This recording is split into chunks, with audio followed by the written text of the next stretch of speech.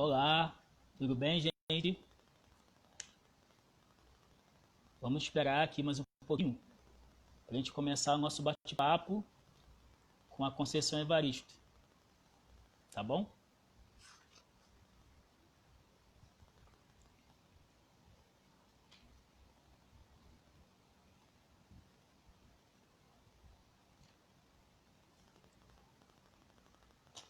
Olá, Paula, tudo bem?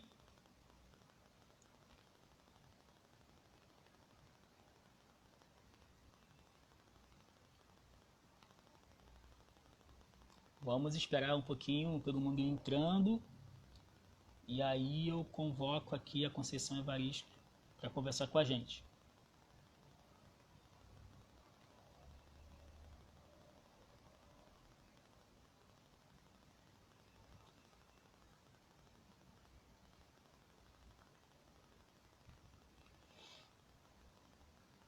Lembrando que essa conversa vai ficar gravada aqui no feed, então você vai poder rever quando você quiser, tá? Você vai poder compartilhar também.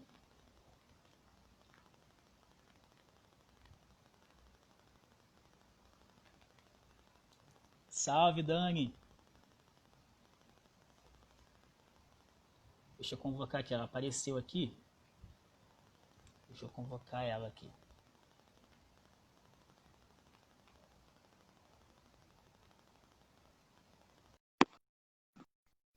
Já convidei.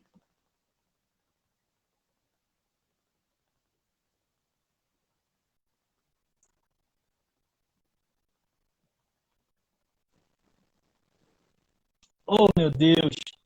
Dona Conceição, Oi, meu filho, tudo bem? tudo bem com a senhora? Tudo tranquilo. E para você, apesar da reclusão? Apesar da reclusão, estou bem. Estou Estamos bem, de graças a Deus estou bem. Olha, vida. Ah, de antemão, quero dizer que é um prazer falar com a senhora, tá? A senhora tem me acompanhado mesmo sem saber durante 10 anos já. Eu ah, tenho é? lido a senhora e relido. Bom, Então, obrigada, meu filho, obrigada. para mim é um grande prazer falar com a senhora, tá? Obrigada. Vamos esperar um pouquinho, que tá entrando Vamos, gente aqui. Aí, né, tá vamos esperar legal. uns 2 minutinhos, Não, tá dá bom? tranquilamente. As pessoas devem estar acabando de almoçar. É, É. pois é. Pois é. Fala com a senhora aqui, enquanto as pessoas estão chegando, nesses 2 últimos dias eu vivi uma maratona de assistindo entrevistas da senhora nas redes sociais. Que, E, e é incrível, porque assim, quando a gente lê a senhora, a gente aprende muito sobre humanidade, sobre humanidade. E eu ouvindo a senhora falar, falei, gente, o, o nível de aprendizado, né, a quantidade de coisas que a gente aprende sobre vida mesmo, né, sobre nossas vidas, sobretudo nós que somos pretos, né, somos negros, é demais, assim, é demais. Eu só agradeço a senhora pela sua existência, agradeço por tudo que a senhora tem feito pela cultura brasileira, pela cultura negra, porque eu acho que, eu tenho certeza que esse legado vai ser eterno e muitas pessoas vão se espelhar na senhora para fazer várias outras coisas. Eu sou um deles. De antemão já falo. Eu sou uma dessas pessoas. olha, eu só agradeço porque quando eu vejo jovens me acolhendo como você está acolhendo, isso certifica para mim que a vida está valendo a pena. Eu acho que Sim. quando você é muito jovem, ainda te falta muito tempo, mas quando você chega a um certo momento da vida, você precisa ter essa certeza de que a vida valeu, de que a luta valeu, de que as dores valeram, os encontros valeram, os fracassos também valeram. Então, hoje, estar na cidade e ter uma coletividade jovem que acredita em mim e que me toma como exemplo, isso vale mais do que qualquer prêmio, vale mais do que dinheiro. Então, eu só agradeço e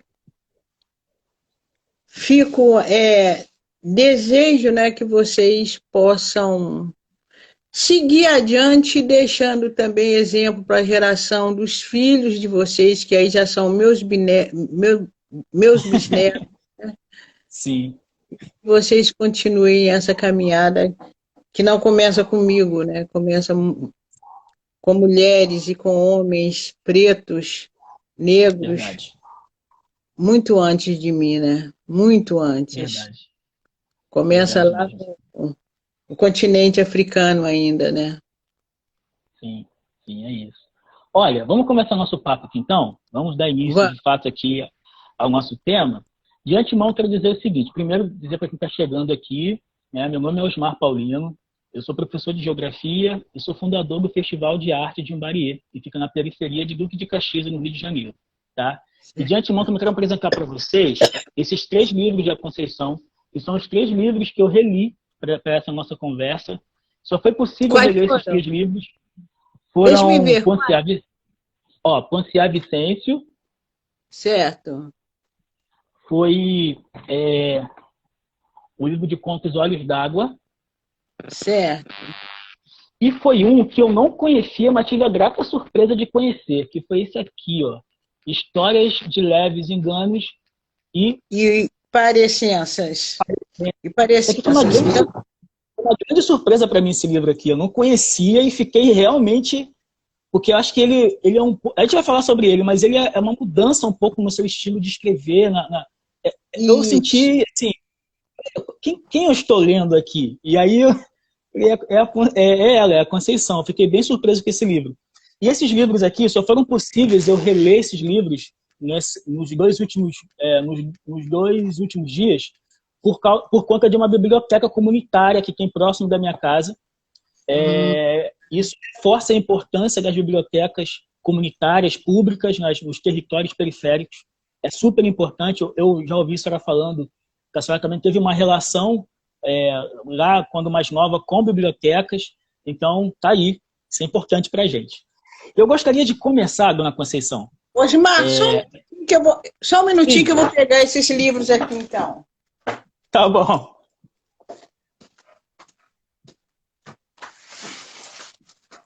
Peguei, porque eu estava com os outros aqui na mesa, não com eles. Sim. Bom, então, para começar... Sim, eu queria começar...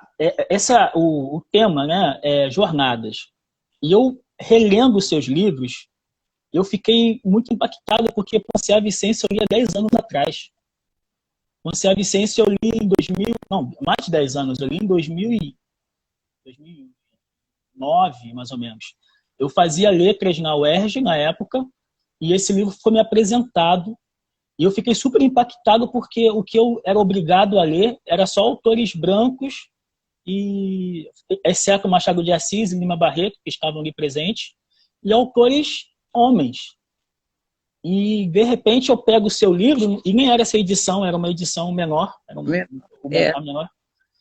E eu fiquei super impactado, porque aquilo dialogava comigo, assim. Eu falei, gente, eu conheço histórias assim, de pessoas assim, é muito real. Para mim, foi muito real. E dali para cá, o seu nome não saiu da minha cabeça, e eu tive a grata surpresa de, depois, alguns anos depois, eu ter acesso aos Olhos d'Água. E aí eu fui procurar a senhora nas redes sociais, encontrei a senhora em vários lugares, fiquei muito feliz, porque eu fiquei um bom tempo sem ter contato com a sua obra, e quando eu voltei, eu fiquei muito impressionado com tudo que a senhora estava fazendo. Assim. E aí eu queria começar lendo um trechinho desse livro, tá? Para a gente conversar aqui. Do Ponciá. Certo. Ponciá Vicêncio. Ponciá Vicêncio. Tá? Qual é a página? Qual a página? É a página 53. É no segundo parágrafo dessa página. Tá. Tá? No segundo parágrafo. Posso ir? Pode. Vamos lá. Ponciá Vicêncio, sentada no cantinho perto da janela, em seu macutar, acabou esquecendo o grande propósito com o qual levantara naquela manhã. Tinha decidido firmemente deixar o pensar de lado e ir à luta, dar um jeito na vida. Mas nem se deu conta, nem percebeu o momento exato em que se assentou ali, antes mesmo do primeiro gole de café, e começou a buscar na memória as coisas, os fatos idos. E eu paro aqui, porque é essa últimas palavras que mexem comigo dentro da sua escrita, que a narradora fala, e começou a buscar na memória as coisas, os fatos idos. Gente, vamos lá. Como que a senhora, qual a relação que a senhora acha que a memória, qual a importância da memória? Essa é a grande pergunta, assim, para a sua escrita. Porque lendo a senhora, eu sou levado também a pensar na minha infância. Sou levado porque os seus personagens, as suas personagens, fazem muito esse movimento de revisitar a memória e de revisitar, sobretudo, a sua infância, né? O lugar de nascência.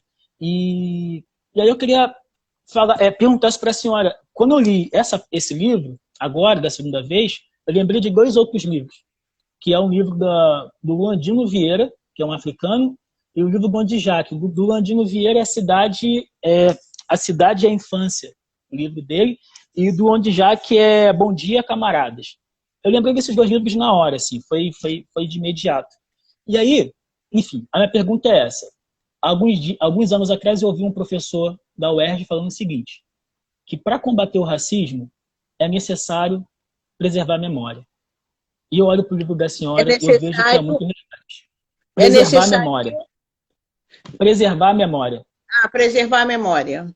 Sim. Eu queria saber da senhora qual a importância para a senhora, tanto para a sua escrita, tanto para essa luta antirracismo, a preservação e o resgate da memória. Bom, eu tenho dito que para nós brasileiros, descendentes dos povos africanos, o que nos funda na nação brasileira é a nossa memória. Por quê? Se tratando da representação literária, né, nós vamos perceber que o negro não aparece, o personagem negro não aparece na literatura negra como mito fundante. O mito fundante da nação brasileira acabou sendo o português e o índio através da literatura de José de Alencar. O sujeito negro não aparece na literatura como mito fundante dessa nação. E nós somos, né, os povos africanos são fundadores também dessa nação. Então eu acho que para mim a memória, que você pode partir de uma memória individual, e eu acho que esse talvez pode ser a grande marca, né? Você falou de Luandino Vieira, você falou de Gonde Jacques, né? Que são escritores também que escrevem a partir de uma memória de Angola, onde Jacques é mais novo, mas Luandino Vieira, ele tem a memória do processo revolucionário de Angola na libertação da colônia, na libertação de Portugal. Então, mesmo trazendo uma memória que é escrita muitas vezes em primeira pessoa, não é o caso, por exemplo, de Ponciá Vicêncio, que tem uma narradora que trata de uma memória individual de uma mulher, mas essa memória individual, ela é extremamente ligada ou extremamente participante, ou melhor, ela é de pertença de uma comunidade, ela é de pertença coletiva. Por isso que você leu, né, esses 3 livros, ou leu esse brasileiro e pensou nessa memória africana narrada pelos 2 escritores, e por isso que te relembra a tua infância. Então, eu acho que a ficção ou produzida pelos povos que passaram por processo de dominação, essa ficção, ao reatar o passado dessas pessoas, no caso até muito no caso de nós brasileiros, nos dá um lugar de pertença. Eu acho que a memória nos dá um lugar de pertença. Se a gente não tivesse essa memória dos nossos ancestrais, Já que nós perdemos o local de origem, né, nós não sabemos de que região do continente africano nós viemos. Então, o que nos dá lugar de pertença é essa memória, que mesmo esfacelada, ela é reconstruída no nosso cotidiano. Então, para mim, e tem mais um aspecto, eu acho que relembrar, embora a gente traga, às vezes, alguma memória, ou traz nessa memória da escravização, essa memória que Ponciano Vicêncio tem, é uma memória muito dolorida, mas eu acho que a ficção também nos ajuda a expurgar essas dores. A nação brasileira ainda tem muita dor para expurgar. E uma dor você não expurga enquanto você não fala nela. Talvez o processo psicanalítico é igual isso, né? O processo, embora ocorra no nível individual. A memória coletiva, né? O Brasil foi criado em cima de uma dor, e essa dor ela ainda precisa ser tratada. Nós temos um passado, a professora Leda Martins, de Belo Horizonte, que vai falar isso. Nós temos um passado que se faz presente. Né? Você olha o cotidiano de nós negros, né?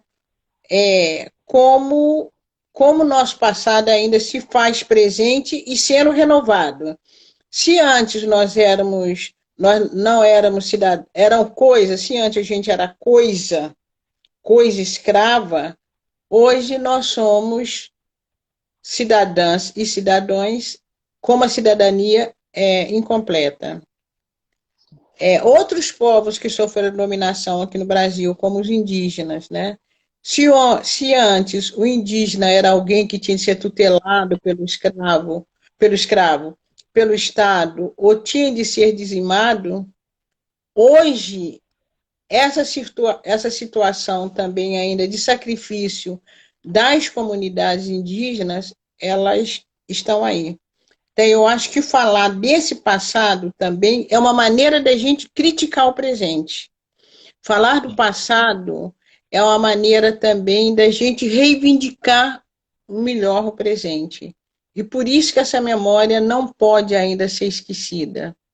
Essa memória não foi expurgada, essa memória está presente no cotidiano das pessoas negras, das pessoas pobres, das populações indígenas. Então, eu acho que a nossa literatura, ela se faz por isso, né? Ela marca por isso. Sim, sim. E para mim é muito interessante observar, assim, quando eu peguei esse livro para ler, pela primeira vez, Ponciano Vicêncio, eu fui pesquisar, eu lembro disso, sobre a sua vida. E aí eu vi que a senhora era uma acadêmica. A senhora tinha passado pela faculdade, tinha feito letras, né? Fez letras na UFRJ, e fez mestrado. Na época, não sei se tinha feito doutorado ainda, não me lembro. Isso foi em 2009. Não, e aquilo... feito doutorado ainda. Tinha terminado o doutorado, né? Ainda. Não. Tá. E aquilo gerou para mim uma representatividade muito... Eu fiquei muito metido na faculdade, eu confesso para a senhora, depois que eu li a senhora.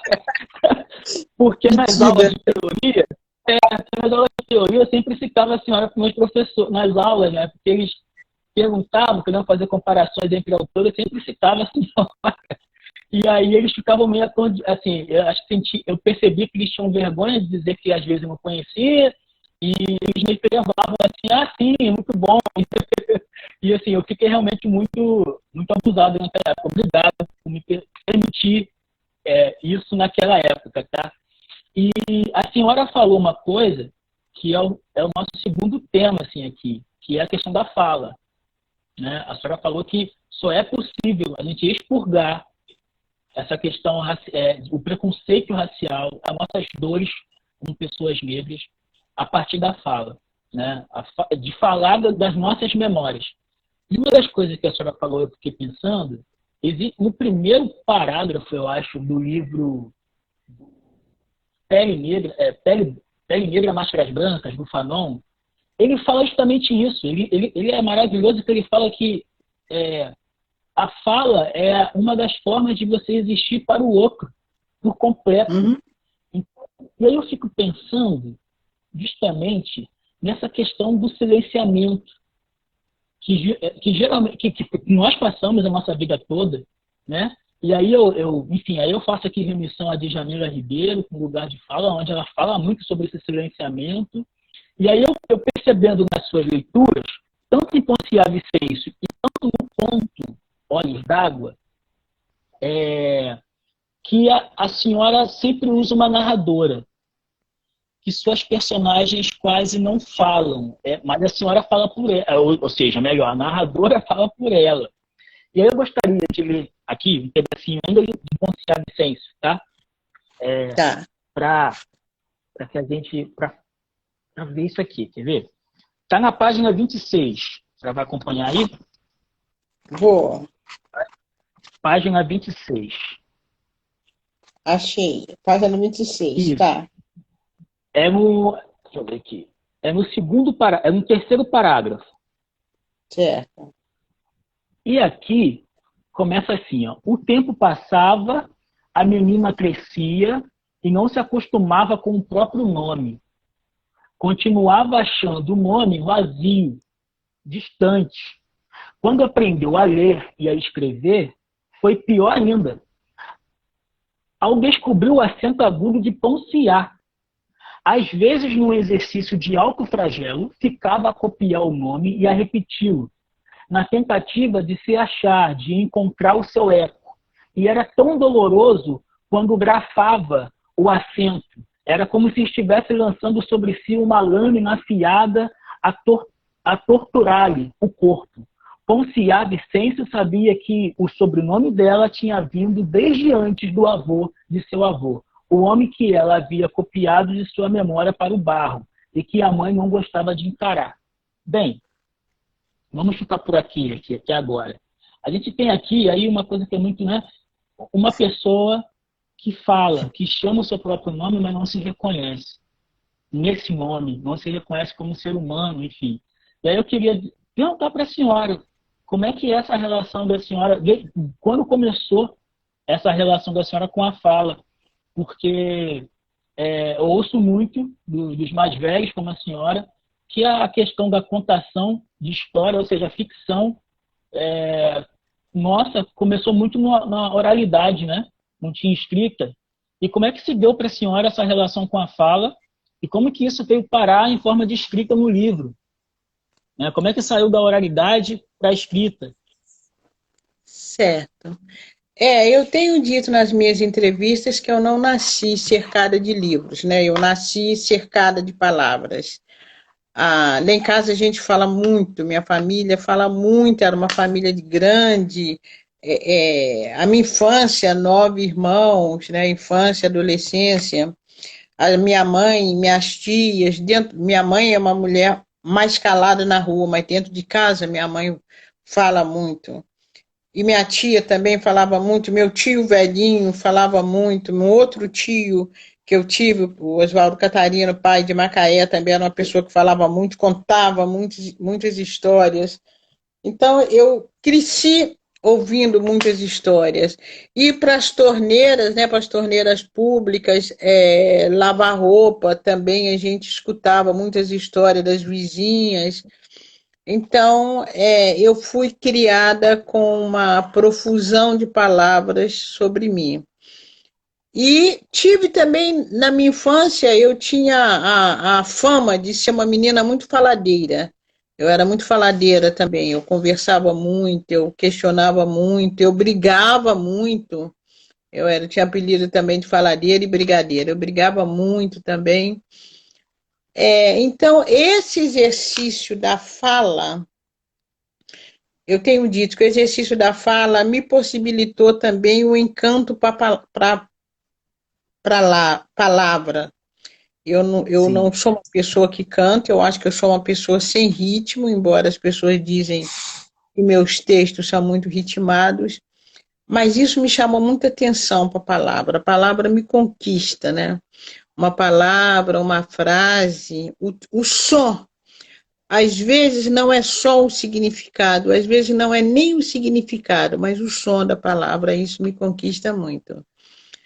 E esse exercício de falação também ele não era desgarrado de um exercício de uma leitura, mas de uma forma muito natural. Quando a minha mãe pegava, por exemplo, jornal ou revistas velhas e nos mostrava o trabalho impresso e a gente olhando aquelas revistas, olhando aquelas imagens, a gente inventava história, né? Tinha que descobrir por que que aquela mulher estava com a cara tão feia ou por que que ela estava sorridente, coisa e tal.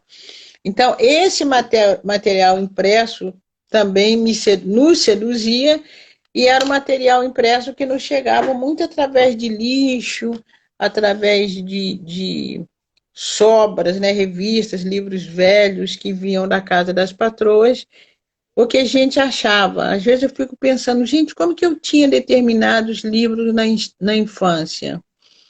Comprar não foi, isso eu tenho certeza, não foi, não se comprava. Inclusive, os próprios livros didáticos da minha infância eram livros que a autora do livro, Dona Lúcia Casasanta, morava perto da gente, então todo ano, quando a escola dava os nomes, indicava os livros, né, da primeira à quarta série, como de vez em quando minha mãe ia lá fazer limpeza para ela, eu também ia, então quando vinha o nome, vinha os livros de Dona Lúcia Casasanta, eu já ia lá buscar esses livros. Bacana. Então, foi o encantamento pela palavra oral também que me seduziu para a escrita. Eu acho que, de certa forma, também o momento de exercício da gente ver aquele material impresso, o livro que chegava tão raramente e era uma novidade, um cuidado, a gente se encapava os livros, né? Porque era naquele tempo Sim. também que o livro, você estudava nesse livro esse ano, no outro ano ele servia para o seu irmão menor. Então, o livro Uhum. também era um objeto sagrado, você tinha que ter cuidado. E aí eu tive a sorte também de ter feito um bom curso primário, em que a gente era muito solicitado, os alunos eram muito solicitados a escrever, a ler poesias, a decorar poesias. Tinha concurso de quem falava melhor as poesias, de quem lia melhor. Eu era sempre a primeira, quando a professora perguntava quem quer ler, eu era sempre a primeira a levantar as mãos. Ou então, na época de concurso, eram sorteios. Eu ficava pedindo, mas pedindo a Deus para eu ser sorteada, e várias vezes também, acho que o Deus da leitura intervia e eu era convocada também. Então, esse exercício da escrita e da leitura, ele surge com muito gosto, né? E surge com eu menina, né? E eu consegui, que bom, até hoje ser seduzida por esse exercício. Que Mas bacana. a fala, justamente, a fala oral Aham. que me fundamentou, né? Que me deu chão. E é por isso que eu procuro escrever um texto usando uma estética que lembre o mais possível essa fala oral. Isso, para mim, Sim, é um sim, projeto de leitura. É sim. tentar que esse texto escrito esteja próximo da fala oral. Eu quero isso. Eu quero muito Sim. isso. Isso, para mim, é uma perseguição na minha estética de escrita. Não, eu acho isso maravilhoso, porque isso foi uma das coisas que, na época que eu fazia letras ainda, me chamou a atenção. Foi o fato do vocabulário também ser um vocabulário muito acessível para qualquer. Inclusive, o meu pai, que tem até o quinto ano, né? Meu pai conseguiu ler o seu livro de forma tranquila, ele ficou super impactado na época também. Então, eu acho que isso é super importante. Isso, para mim, é como, por exemplo, nós lançarmos alguma coisa, alguma obra de arte, seja livre, seja o que for, e as pessoas que, de fato, não têm poder aquisitivo não poder acessar, né? E aí fica naquela coisa de pessoas que já têm dinheiro comprando, nossa, enfim, eu acho que é realmente essa democratização, e é o que a senhora faz, eu acho isso maravilhoso, eu acho isso lindo mesmo, assim. E aí, dona Conceição, posso chamar a senhora de dona Conceição, né? Pode, pode. Posso. Sim, Tá. pode. E aí, eu vou mudar um pouquinho de assunto aqui agora e vou vamos falar de retorno, porque tem uma coisa também que me chamou muita atenção nas suas obras, que é sempre uma necessidade dos personagens, pelo menos nesse livro Olhos d'Água, no conto Olhos d'Água, e Ponciá Vicêncio também. E no Becos da Memória também tem uma ideia ali de uma saudade do que, né, da favela, tem uma... e essa necessidade de retornar. Enfim, tanto no conto Olhos d'Água quanto em Ponciá Vicêncio, as personagens de fato fazem isso. Em algum momento elas retornam. E, enfim, como geógrafo, né, hoje, atuando como geógrafo, essa questão do êxodo rural, para mim, é uma questão que me chama a atenção. Eu percebo que Ponciá Vicêncio tem essa trajetória, essa jornada de sair de lá do interior e ir para a cidade, mas sempre lembrando, né, evocando as suas memórias. Mas em algum momento ela sente a necessidade, é urgente para ela, né, para a existência dela, ela precisa retornar, né, precisa retornar para o lugar de rebento dela. E a personagem do conto Olhos d'Água também tem uma questão de retorno para descobrir a cor dos olhos da mãe. Retorno para a senhora, para a sua literatura, para a vida. O que a senhora acha disso? A senhora acha que porque eu vejo, eu vou melhorar essa pergunta. O que eu consigo enxergar, muitas das vezes, sobre essa população mais jovem, é a necessidade de sair, né? De ir atrás de algo que não está aqui onde elas foram criadas. E aí eu fico imaginando o quanto que se perde com isso, né? Eu saí e voltei, por exemplo. Eu saí e falei, não, eu vou voltar, porque lá é melhor. Para a sua literatura, qual a importância desse retorno? Olha, esse retorno, ele pode ser lido de várias formas, né? Quando Ponciá Vicêncio, o tempo todo, né, é uma saga para ela retornar, é uma saga para a mãe de Ponciá Vicêncio ir buscar os filhos e retornar. Eu quis fazer isso. A mãe dela, ela cumpre um ritual, né? Ela vai até uma certa altura do caminho, volta em casa. Se eu não estou enganada, parece que ela faz isso 7 vezes, se eu não estou enganada. E cada vez que a Maria Vicêncio casa, ela vem, por exemplo, até o ponto X, volta em casa. Quando ela sai de casa, ela ultrapassa o ponto X. Aí ela vai para o ponto Y, volta em casa. Então, ela está sempre indo e voltando até o momento que ela encontra os filhos. Eu acho que a gente, por exemplo, se nós for pensarmos na ideia de retorno, principalmente talvez essa literatura contemporânea de autoria negra não trabalhe tanto com isso.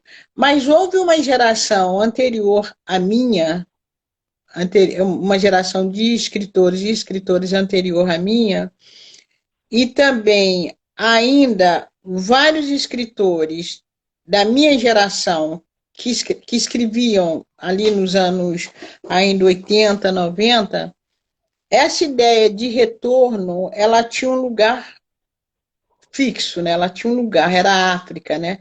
Era o anseio que a gente tinha, ou que o eu poético tinha, e que nós, como militante, tínhamos de conhecer a África, né? De saber o que era esse continente africano. E é justamente nesse período que a gente começa a ter uma geografia mais física mesmo do continente africano, né?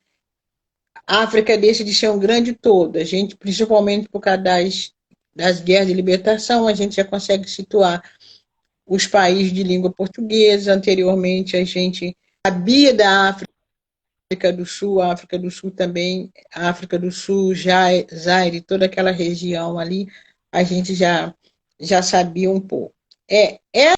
Essa ideia de retorno, ela tem muito a ver também com a geografia afetiva. Você que é geógrafo, você já deve talvez escutar esse termo, né? Mas existe essa geografia afetiva que é o lugar de pertença, né? A gente quer voltar para aquele lugar de pertença, para aquele lugar de origem, né? Para aquele lugar primário. Isso você pode pensar em termos físicos, por exemplo, eu sou mineira, então eu quero voltar para Minas Gerais. Você pode pensar em termos físicos, como você pode pensar numa geografia afetiva, né? O que Minas Gerais representa, né, para minha para minha subjetividade, o que Minas Gerais representa. Mas tem uma ideia aí maior que talvez uma outra leitura, principalmente a leitura desses críticos que não nos concebem ainda como ser humano, capazes de perguntas mais profundas, que é o retorno, né? O drama da existência humana, que é o perguntar pela vida. Você, a Vicêncio, ela pergunta o tempo todo, né? Pela origem da vida, pela ancestralidade dela.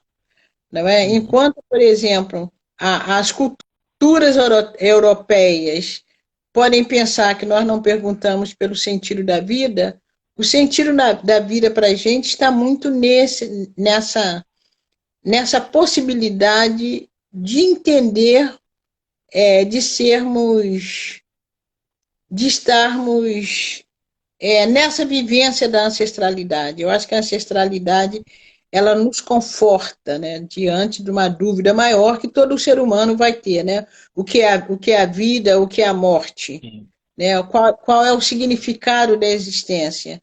Então, eu acho que os nossos textos lidam com todas essas perguntas, e acho que essas perguntas elas estão também nessa ideia de retorno. Acho que quando a gente pensa no retorno, não é só essa geografia física, né? Essa geografia afetiva, né? São as emoções, né? Tudo aquilo que formou a nossa subjetividade e todas as perguntas mesmo, todas as angústias do ser humano, né? O próprio sentido da vida, né? Quando a gente parte, a gente retorna para onde, né? O porquê essa finitude da vida? Né? Onde está a nossa origem primeira? Eu acho que a nossa literatura tem isso, mas às vezes isso passa também despercebido. Sim. Principalmente com esses... Pode falar, pode continuar. Não, eu acho que isso passa despercebido, principalmente para quem acha que esse modo de ver a literatura as nossas literaturas, como se a gente falasse só da fome, né? Ou falasse só da água, falta na bica, né? Por isso que tem umas leituras tão reduzidas de Carolina Maria de Jesus, achar que aquela mulher está falando só da fome física, né? Sim, sim. Eu lendo a senhora, e lendo também a Maria, não, eu esqueci o nome dela aqui agora, Defeito de Cor, esqueci o nome da autora. Mas, Ana Maria Gonçalves. Ana Maria Gonçalves, ela mesma. Eu lendo vocês duas, também lendo Carolina Maria de Jesus, que parece que aqui agora também, tem essa coisa na literatura de vocês que eu acho que se assemelha um pouco, que é não falar apenas de uma materialidade, mas é transcender a isso, é falar sobre vida, é falar sobre coisas que estão para além dessa vida humana que a gente está vivendo aqui.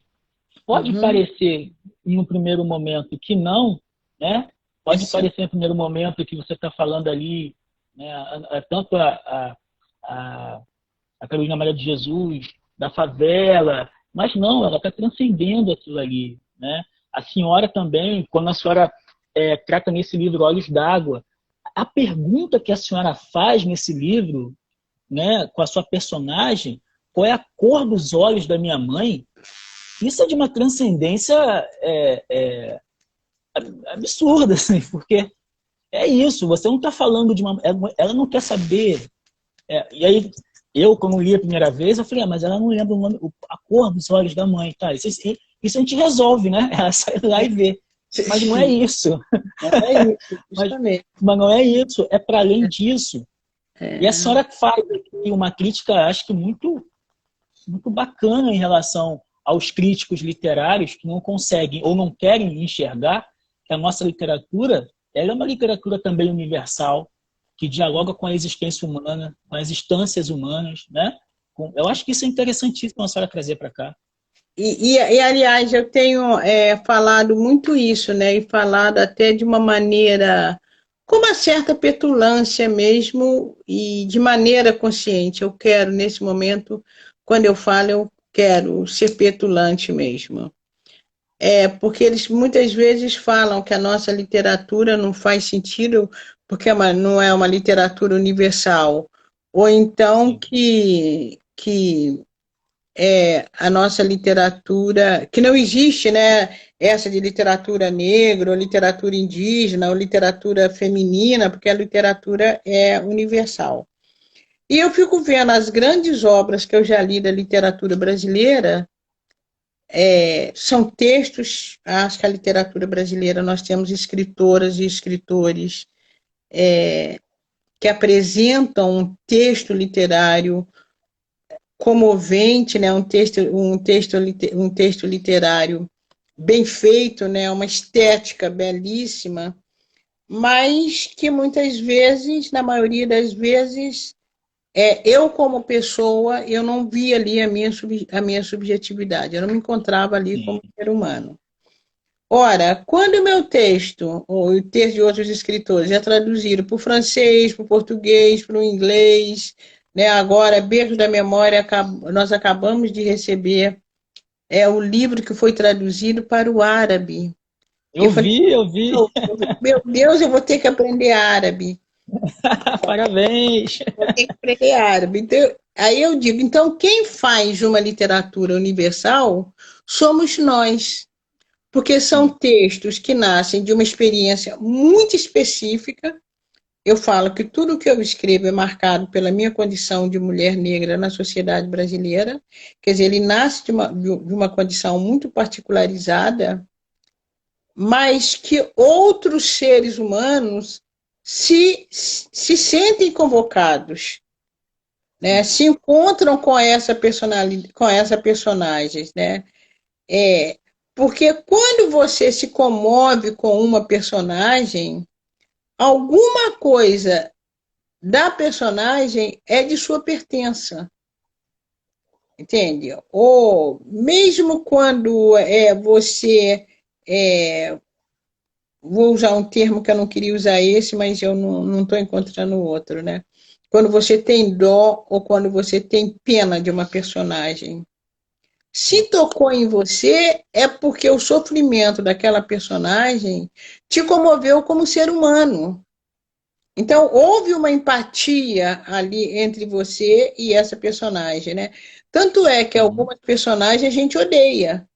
Não precisa nem ir longe. Novela, para assistir novela. Tem certas personagens que você fala, dá logo um tapa, mata essa pessoa, tira essa pessoa daí, essa vilã nunca vai acontecer nada com ela, entende? Eu estou revendo agora com a minha filha pela cara da quarentena, a Fina Estampa.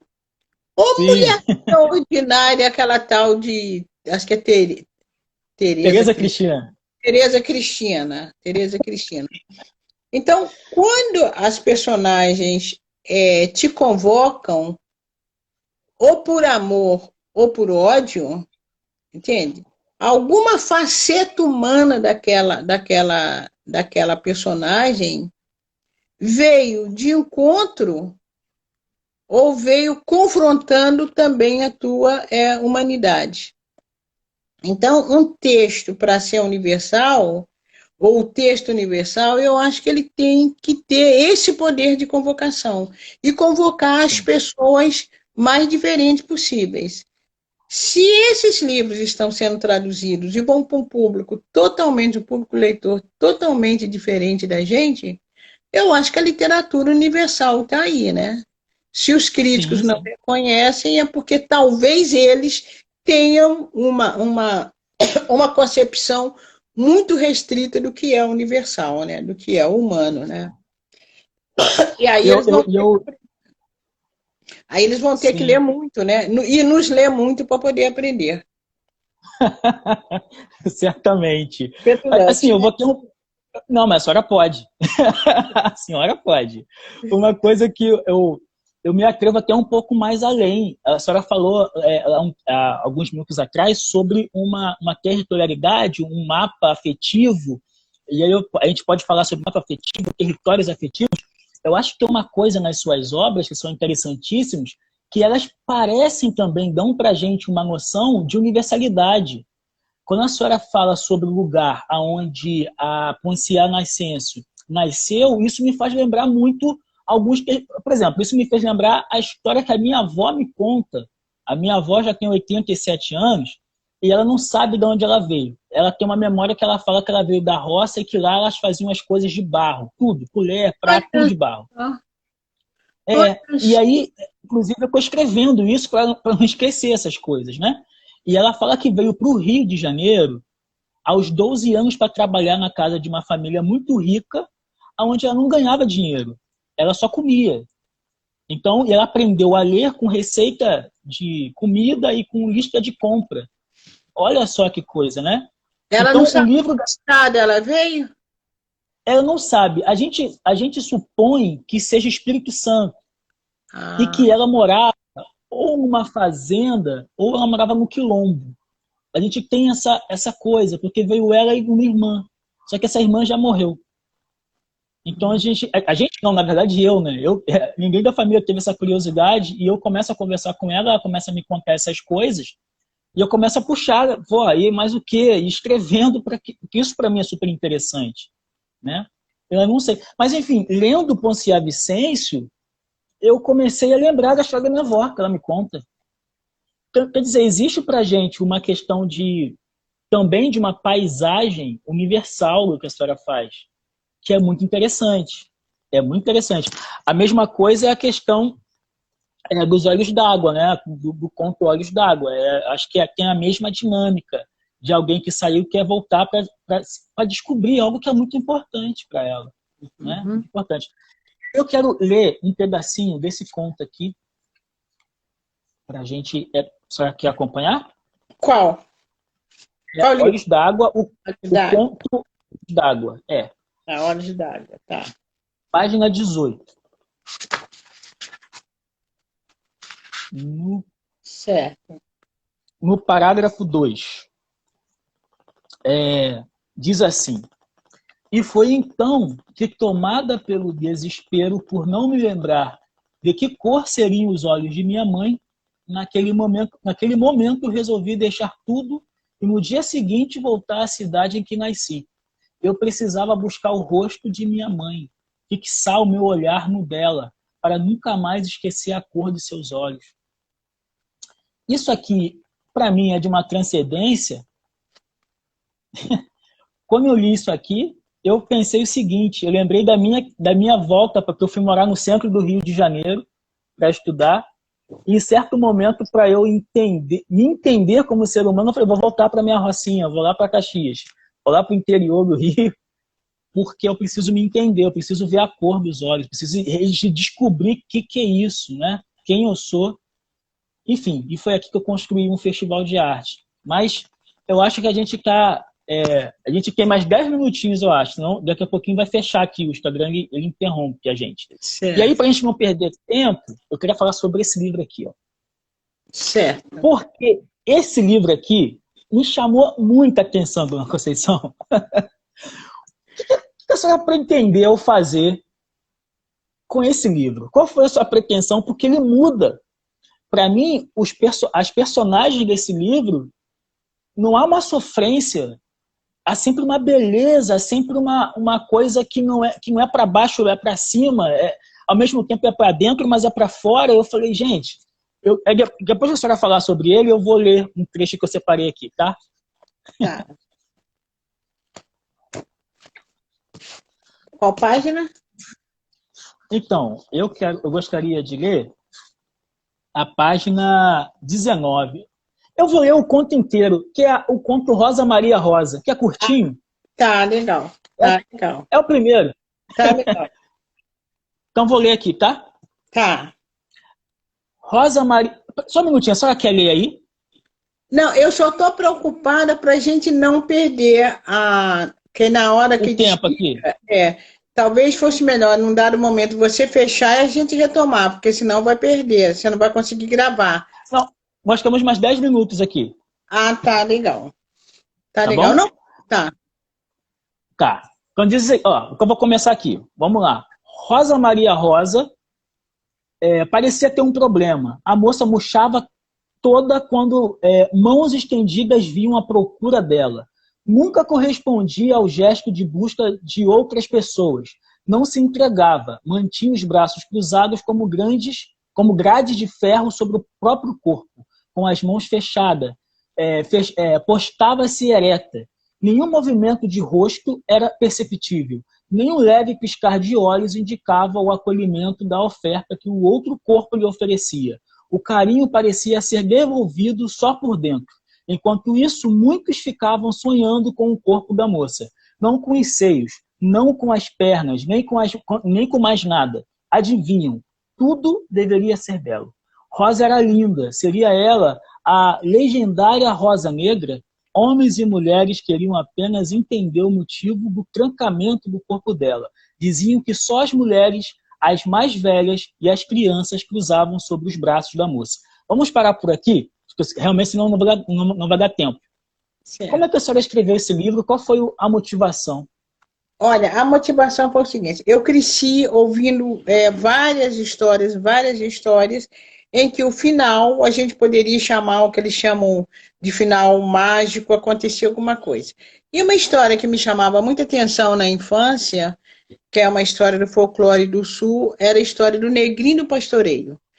Dona Conceição, só um minutinho. Desculpa te interromper a senhora. Estão pedindo para a gente salvar a live, senão vai terminar, e voltar depois aqui daqui a pouquinho. Pode ser? Legal. Pode ser.